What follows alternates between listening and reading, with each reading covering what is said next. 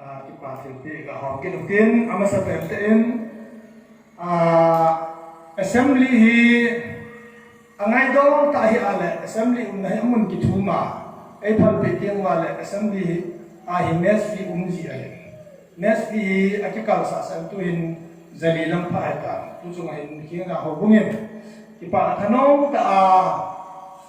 chilam lang dong nasata nalu hela nei ha pa sibana ne cha la ka ki pa ta nei bol pi si hin ki pa tu ka se hi lajin hi chun CRC nong tu ma sang ta bang pan no hi ki phatlam da lo men tin ngai lu da lo ki pa da lo hin in lo neo cha cha ki pi ji hin abang tu bel po ki pi ai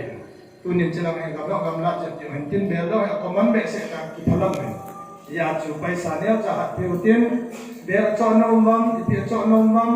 sumi ide de su the ai ade de su the ka ka ni pai sa neo cha pi te ti hi ai ke se in tu in king na ho bungin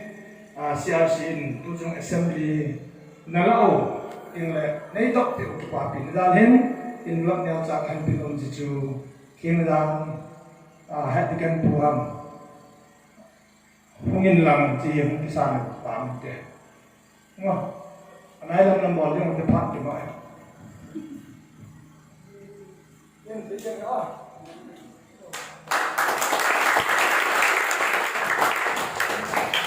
tu ato finance si ewa ada kin kape tu ai vice president si ewa kite tai la saho ki paza la ai sa pio ki chipe de hin vice president pa kan ko ne ama lami yang hin langai no hin la thim no hin in tu ni kham kham ya tu sunga ki paza la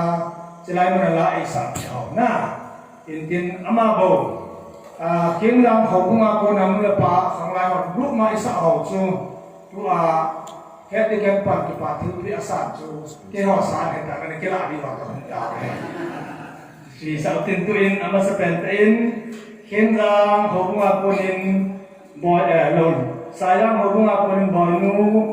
hong han lang chin blok ne cha hong ki san ne ki pa te boy nu sa yang abanin thiên boy thiên gang nga thiên boy thiên gang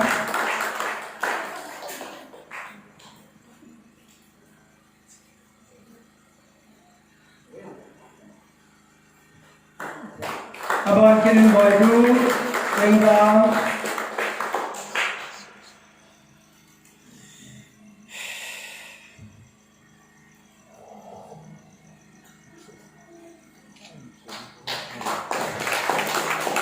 aban kin nuwa chingnu kinglang chi chingnu he thelo lao sa pu changnu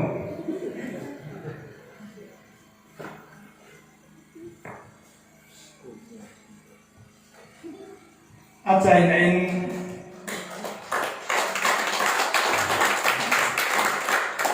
achai na nu hai neo kinglang